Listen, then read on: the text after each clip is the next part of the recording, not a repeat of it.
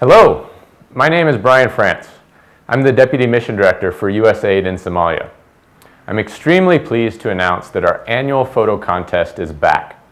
The 2020 edition of the competition was a huge success, so we again want to see Somalia through your lens.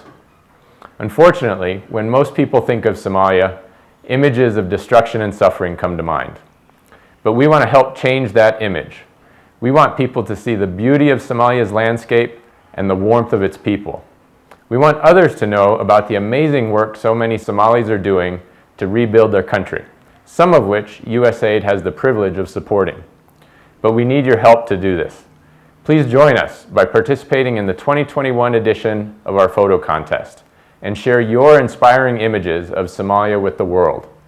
Click on the link below to learn more about the contest. I look forward to meeting the winners.